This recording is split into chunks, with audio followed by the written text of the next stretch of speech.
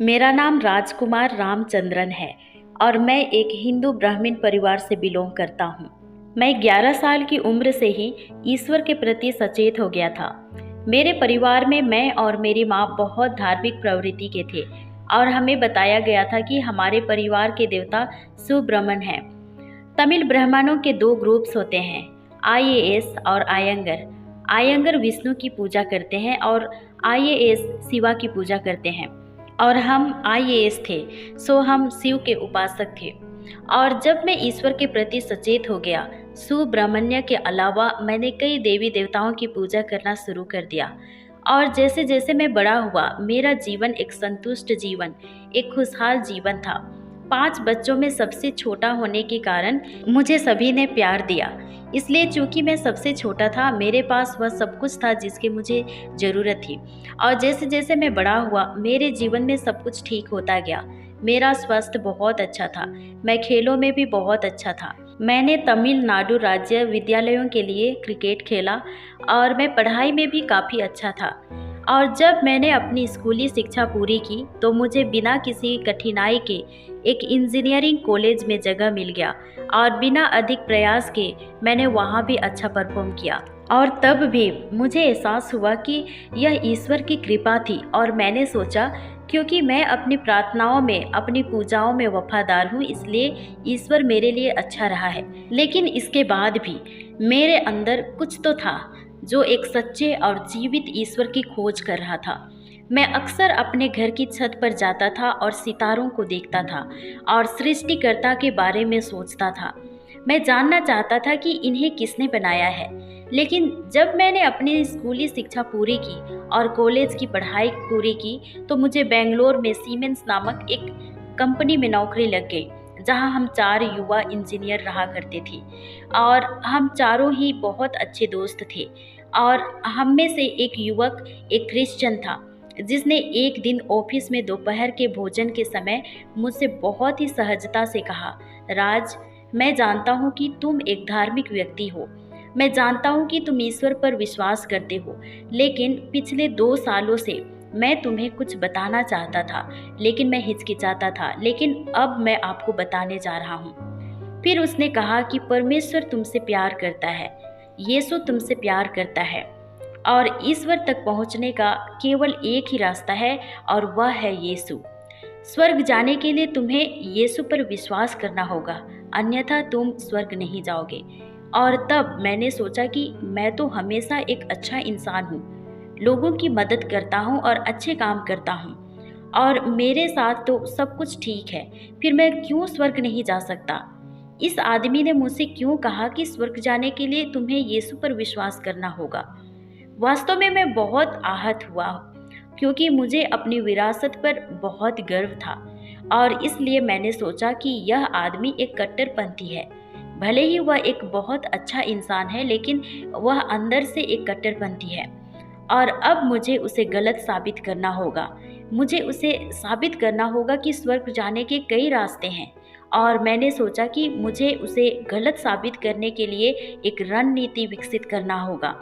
मैं धर्म के बारे में उससे नहीं लड़ूंगा क्योंकि धर्म बहुत ही व्यक्तिगत चीज होती है।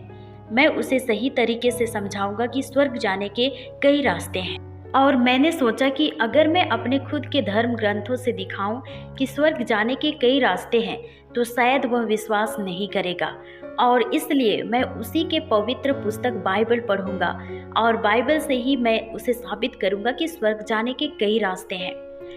उस समय मैं तार्किक रूप से सोचा करता था कि विभिन्न धर्मों के सभी ईश्वर एक ही थे। ईश्वर एक है, लेकिन कई अलग अलग रास्ते हैं और प्रत्येक धर्म के लोग एक ही ईश्वर की पूजा करते हैं। वे सभी एक ही हैं। और अब अगर ये सभी ईश्वर एक ही ईश्वर हैं तो सभी पवित्र पुस्तकें भी एक ही होनी चाहिए।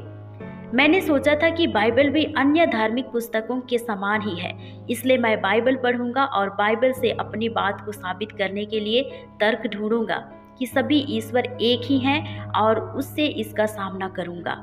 लेकिन जब मैंने उससे कहा कि मैं उससे सहमत नहीं हूँ, उसने कहा कि अगर तुम मेरी बात पर विश्वास नहीं करते हो तो तुम जीवित ईश्वर से पूछो और जीवित ईश्वर खुद को तुम्हारे सामने प्रकट करेगा।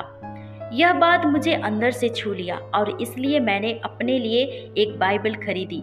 और हालांकि पहले तो मैंने सोचा कि मैं इस बाइबल को पढ़ूंगा और अपने दोस्त को साबित करूंगा कि स्वर्ग जाने के कई रास्ते हैं।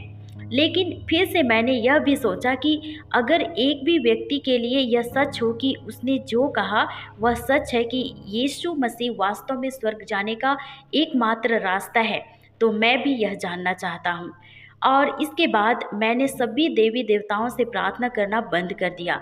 मेरी एकमात्र प्रार्थना जीवित परमेश्वर से थी। एक बहुत छोटी प्रार्थना। मैं इस तरह से प्रार्थना करता था, जीवित परमेश्वर, क्या यीशु मसीह ही आपके पास आने का एकमात्र रास्ता है? अगर ऐसा है तो कृपया मुझे बताएं, और अगर ऐसा नहीं है तो भी आप मुझे बताएं, क्योंकि मैं अपने दोस्त को इसके बारे में बताने जा रहा हूँ। और जब मैंने पहली बार बाइबल खोली, मुझे पता नहीं था कि कहाँ से शुरू करूं। उस समय मैं बाइबल के बारे में बस इतना ही जानता था कि इसके दो भाग हैं, पुराना नियम और नया नियम। पुराना नियम पुराना है और नया नियम नया है। और मेरे विवेक ने मुझे नया नियम पढ़ने के लिए उत्साहित किया। जब मैंने पहली बार बाइबल खोली तो मेरे सामने जो पेज था वह था यूहन्ना अध्याय 1 उसका 1 वचन, जहाँ इस प्रकार लिखा था कि आदि में वचन था, वचन परमेश्वर के साथ था और वचन परमेश्वर था। इसने तुरंत मेरा ध्यान आकर्षित किया। बहुत ही रोचक कथन। आदि में वचन था, वचन परमेश्वर के साथ था और वचन परमेश्वर था। मैंने सोचा कि दोनों ही कैसे सच हो सकते हैं, ईश्वर और ईश्वर एक ही समय में। और मैंने सोचा कि यह पुस्तक बहुत ही दार्शनिक पुस्तक है। चलो ठीक है, मैं इसे पढ़ता हूँ। और जब मैं अध्याय 1 उसके 14वें वचन पर आया, जहाँ लिखा है कि और वचन देहधारी हुआ और हमारे बीच में वास किया, यह और भी रहस्यमय हो गया। मुझे लगा कि यह किताब एक दार्शनिक किताब है, बहुत ही अच्छी किताब है, मुझे इसे पढ़ना चाहिए। और जैसे जैसे मैं पढ़ता गया, मुझे यीशु के जीवन के बारे में पता चला कि उन्होंने क्या सिखाया और क्या किया। और इन सब ने मुझे चकित कर दिया। उनका प्यार, करुणा, विनम्रता और शक्ति क्या ही अद्भुत है। और मैं तुरंत उनके व्यक्तित्व की ओर आकर्षित हो गया। मैं बाइबल पढ़ता रहा और वास्तव में पहली बार मैंने यीशु का नाम पढ़ा। अब मेरे दिल में शांति थी। मैं यीशु के नाम पर पाठ आने का इंतजार करता था और नाम को 2-3 बार दोहराता था, यीशु यीशु यीशु। और मेरे दिल में शांति थी, सब कुछ ठीक रहा। और हालांकि मैंने अपने दोस्त को गलत साबित करने के लिए बाइबल पढ़ना शुरू किया, लेकिन बाइबल पढ़ना शुरू करने के बाद मैं बाइबल में इतना खो गया कि मैं अपने दोस्त के पास वापस जाना भूल गया। और इस तरह बाइबल का आनंद लेते हुए मेरे दैनिक जीवन में सब कुछ ठीक था, जब तक कि मैंने यूहन्ना 6 को पढ़ा। यूहन्ना 14 उसका 6 में यीशु कहते हैं कि मैं ही मार्ग, सत्य और जीवन हूँ, बिना मेरे द्वारा पिता के पास कोई आ नहीं सकता।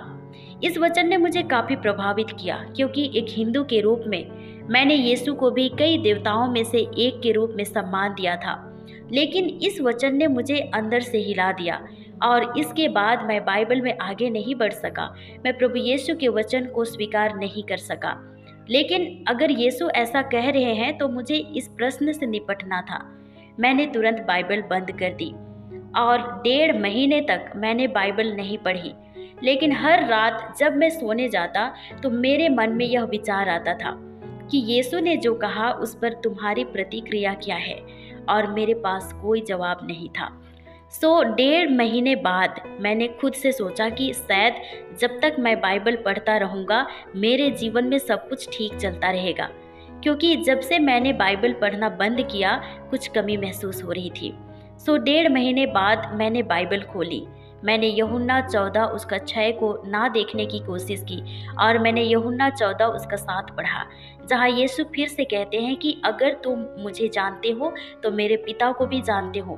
अब से तुम उसे जानते हो और तुमने उसे देखा भी है। और ये पढ़ने के बाद मुझे एहसास हुआ कि यह तो परमेश्वर को जानने के बारे में है। दरअसल बचपन से ही मेरी यही इच्छा थी कि मैं परमेश्वर को जानूं, और अब बाइबल मुझसे बातें करने लगी है और मुझे लगा कि यह जीवित परमेश्वर बाइबल के माध्यम से मुझसे बातें कर रहा है। सो क्यों ना मैं उससे सवाल पूछूं। और इसके बाद मैं प्रार्थना करता हूँ, हे प्रभु, आप असीम बुद्धि के मालिक हैं और मेरी बुद्धि तो बहुत सीमित है। मैं वह सब नहीं जान सकता जो आप जानते हैं, लेकिन मैं आपके सामने अपने प्रश्न को रखने जा रहा हूँ। अगर आपको लगता है कि मैं अपने प्रश्न का उत्तर समझ सकता हूँ तो मुझे उत्तर दीजिए, और अगर आपको लगता है कि मैं उन्हें समझ नहीं सकता तो मुझे उत्तर मत दीजिए। इसके बाद फिर मैंने परमेश्वर से प्रश्न पूछे, और क्योंकि मैंने उससे कहा था कि अगर आपको लगता है कि मैं उस उत्तर को नहीं समझ सकता तो मुझे उत्तर मत दीजिए। मैं प्रश्न पूछने के बाद जानबूझकर अपना प्रश्न भूल जाता था, क्योंकि मैं सोचता था कि अगर ईश्वर मेरे सवाल का जवाब नहीं देते हैं तो इसे याद रखने का क्या मतलब है।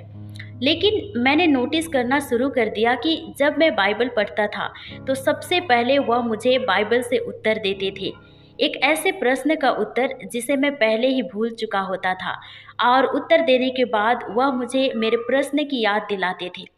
और 1 वर्ष के अंदर ही मुझे मेरे हर प्रश्न का उत्तर मिल गया। मुझे याद है कि मैंने उनसे पुनर्जन्म के बारे में एक प्रश्न पूछा था। बचपन से ही मुझे विश्वास करना सिखाया गया था कि इस जीवन के बाद हम फिर से एक दूसरे शरीर में जन्म लेते हैं, फिर से हम मरते हैं और हम बार बार जन्म लेते हैं। तो मैंने परमेश्वर से, यानी जीवित परमेश्वर से पूछा कि क्या यह सच है? क्या मैं इस दुनिया में फिर से जन्म लूँगा? मुझे जवाब चाहिए। लेकिन बहुत जल्द मैं अपना सवाल भूल गया। फिर एक दिन जब मैं इब्रानियों की किताब अध्याय 9 उसके 27 से आगे पढ़ रहा था, और तब उसने मुझे जवाब दिया कि जैसे मनुष्य को एक बार मरना और फिर न्याय का सामना करना तय है, मसीह कई लोगों के पापों के लिए एक बार मरा। वह फिर से आएगा, पाप उठाने के लिए नहीं बल्कि उन लोगों के लिए उद्धार लाने के लिए जो उसका इंतजार कर रहे हैं। हम एक बार जीते हैं, हम एक बार मरते हैं, हम एक बार न्याय का सामना करते हैं, और वह न्यायाधीश यीशु है। आज वह पूरी दुनिया का उद्धार करता है, और जब वह दूसरी बार आएगा तो वह न्याय करता होगा। सो मुझे हर सवाल का जवाब मिल गया, और मुझे समझ में आया कि यीशु को ईश्वर ने दुनिया में भेजा था। वह स्वयं ईश्वर है जो मनुष्य बन गया। वह वही वचन है जो ईश्वर के साथ था और जिसने मांस और लहू का शरीर धारण किया, ताकि पूरी दुनिया के पापों के लिए क्रूस पर बलिदान हो सके। और इसके बाद अब मुझे कोई संदेह नहीं था कि मैं एक पापी था। एक कट्टर हिंदू के रूप में भी मुझे तब भी पता था कि मैं एक पापी था। मुझे किसी के आने और मुझे यह बताने की ज़रूरत नहीं थी कि मैं एक पापी हूँ।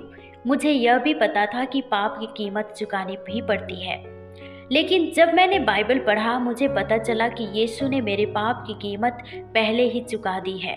उसने अपने शरीर और अपने लहू को पूरी दुनिया के पापों की कीमत चुकाने के लिए अर्पित कर दिया है। 1 साल के अंदर ही मैं समझ गया कि मुझे यीशु की ज़रूरत है, क्योंकि वह मेरा उद्धार करता है। और जब प्रभु ने मुझसे बातें की और मुझे बताया कि मसीह मेरे सभी सवालों का जवाब है, खास तौर पर पाप और मृत्यु से छुटकारा पाने के लिए। 25 मई 1980 को रात 9:30 बजे, जब मैं जर्मनी के म्यूनिक में सीमेंस में इंजीनियरिंग के तौर पर काम कर रहा था, मैंने अपना जीवन प्रभु यीशु को दे दिया। मैंने सरल तरीके से प्रभु से कहा कि प्रभु, मैं तो एक पापी हूँ, लेकिन मैं आपका धन्यवाद करता हूँ क्योंकि आप मुझसे प्यार करते हैं और मेरे लिए आपने अपना जीवन दिया है। अब मेरे दिल में आइए और मेरे उद्धारकर्ता बनिए। यह समय रात 9:30 बजे का था। मैं तुरंत पवित्र आत्मा से भर गया और उस रात मैं सो नहीं सका, क्योंकि मैं उद्धार के इस आश्वासन को लेकर मैं बहुत उत्साहित था कि परमेश्वर मुझसे इतना प्यार करते हैं। उसने मेरे पापों का भुगतान करने के लिए यीशु को दुनिया में भेज दिया, और अब मैं इसके बारे में लोगों को बताने के लिए काफ़ी उत्साहित था। मैं और ज़्यादा समय का इंतज़ार नहीं कर सकता था। लेकिन उस रात एक सवाल ने मुझे परेशान कर दिया। मैंने कहा कि प्रभु, बाइबल से यह तो स्पष्ट है कि आप ही उद्धार का एकमात्र मार्ग हैं, लेकिन अगर ऐसा है तो 27 सालों तक किसी अन्य ईसाइयों ने मुझे यह क्यों नहीं बताया? मैंने कहा, प्रभु, मैं उनके बारे में तो नहीं जानता, लेकिन अब मुझे यह उपहार जब मिल ही गया है तो मैं चुप नहीं रह सकता। मैं इसे अपने तक ही सीमित नहीं रख सकता। फिर अगले दिन सुबह 8:30 बजे मैंने सुसमाचार बांटने का काम शुरू कर दिया। लेकिन मेरी पत्नी, जिससे मेरी शादी 1 साल पहले ही हुई थी, वह उस वक्त इंडिया में थी और मैं जर्मनी में था। सो मैंने उसे चिट्ठी लिखी और उसके लिए प्रार्थना भी की, क्योंकि मैं चाहता था कि वह भी उद्धार को पाए। मैंने उसके लिए प्रार्थना करना शुरू कर दिया और निश्चित रूप से परमेश्वर के वादे के अनुसार कुछ ही महीनों के भीतर उसने भी अपना जीवन प्रभु यीशु को दे दिया। इसके बाद हम दोनों ने 9 दिसंबर 1980 को जर्मनी में बपतिस्मा ले लिया। यह हम दोनों के लिए एक अद्भुत समय था। और 1 महीने बाद जब मैंने यीशु को स्वीकार कर लिया, तो एक दिन प्रभु ने मुझसे एक प्रश्न पूछा कि क्या तुम वहाँ जाओगे जहाँ मैं तुम्हें भेजूंगा? क्या तुम वही बोलोगे जो मैंने तुम्हारे दिल में डाला है? और मैंने सरल तरीके से कहा, हाँ प्रभु, बस एक ही शब्द, हाँ। और परमेश्वर ने मुझे बहुत ही गंभीरता से लिया और इसके बाद के इन 33 वर्षों में उसके लिए जीना और उसके पीछे चलना मेरे लिए खुशी की बात रही है।